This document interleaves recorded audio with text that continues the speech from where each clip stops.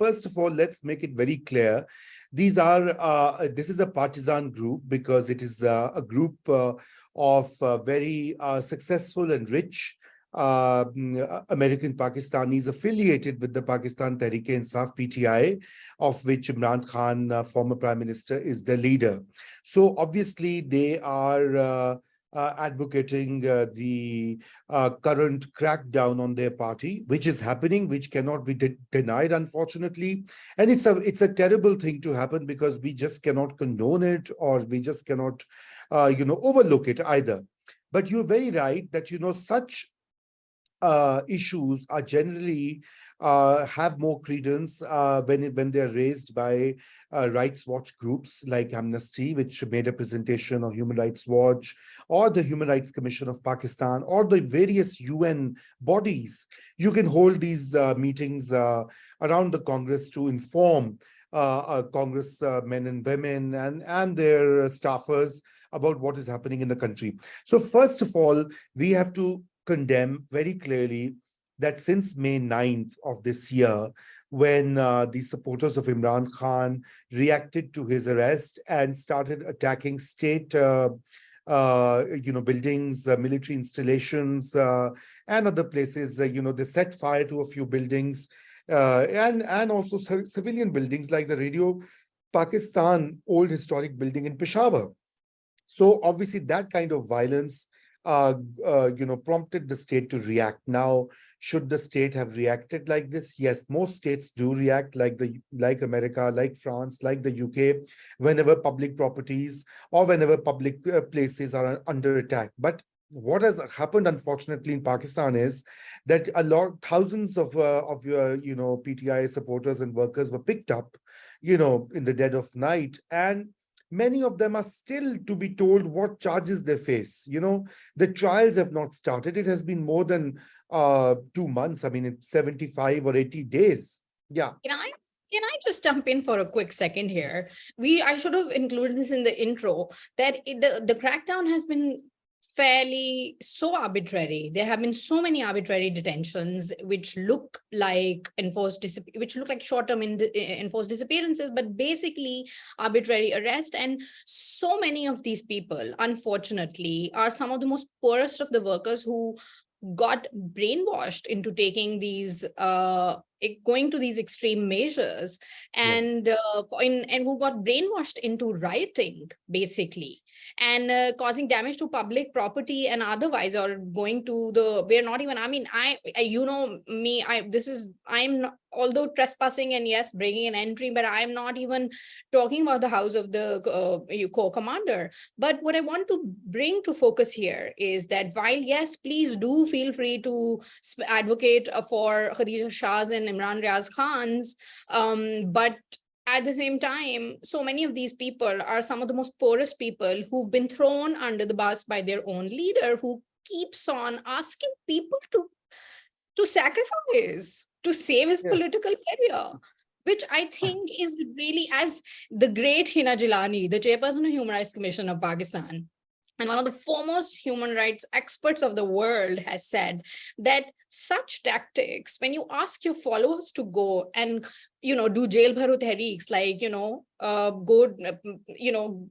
give arrests yourself willingly, when the leader is at the back foot and asking people to sacrifice, asking people to register and do that on party's behalf, she said these are Nazi tactics. These are fascist tactics, And the irony is that this group is calling everyone else and of course they've co-opted the language fascist, and it's just so unfair to those people, the electricians and the plumbers and working people and party workers who are suffering and continue to suffer without any support.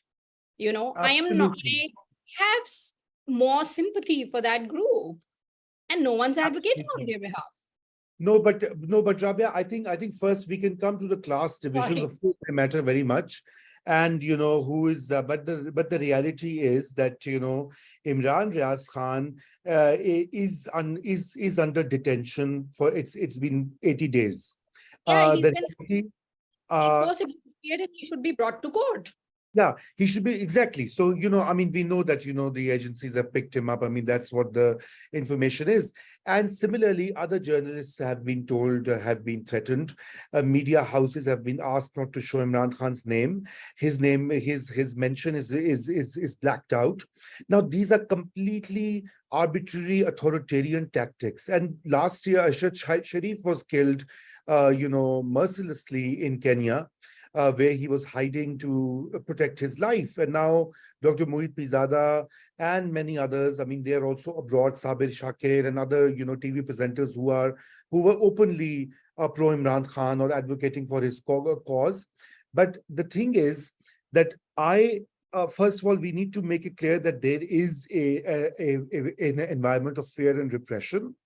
And the fact of the matter is that this cannot go on. This has to stop. But what I want to ask you is that you mentioned in your introduction that a lot of these people were supporting these kind of same intimidatory and repressive tactics when Imran Khan was in power. Can you elaborate on that? Yes, that's why I jumped in, speaking of the crackdown of people as well and the arbitrariness of what's happening. A lot of this is familiar to people in other parts of Pakistan. And when I say other parts, I mean, I meant to say like outside the mainstream and big cities of Punjab, as someone who's been documenting disappearances of the Baloch, the Sindhis, the MQM workers, the Shia, the Pashtun, and also Punjabis who are dissidents, and also others who have been affiliated with political, different religious groups, some even with jihadi groups, right? Without any discrimination, we take a stance against enforced disappearance on Naya Daur, specifically our sister group. We've repeatedly been highlighting this issue. And also of, dissidents and rights activists like Idris Khatak, the bloggers and others. So, yes, in such methods have existed in Pakistan for years, and we saw an escalation. It's very interesting to see because I did a study, and in that I was trying to see. So during General Qamar Javed Bajwa's time, we saw an escalation from 2016 when he took power, when the previous government started dwindling, or it was made to dwindle. November 2016 onwards, still General Qamar Javed Bajwa was in power, we saw an escalation in enforced disappearances and arbitrary arrest and cases against people who are human rights activists or who are land rights activists, who are journalists and people who use social media. And we saw that. So that trend started a couple of years back. And when Imran Khan was coming into power, or when he was brought back into power, as much as we know what the reality of vote of no confidence is and how the civilian supremacy, as the HRCP has said, has been compromised, we are also familiar with how, there's been reverse engineering, but he came into power through political engineering, and we're seeing a repeat of that. Basically, we're seeing that being undone. So we can't talk about human rights violation without not understanding Pakistan's political context.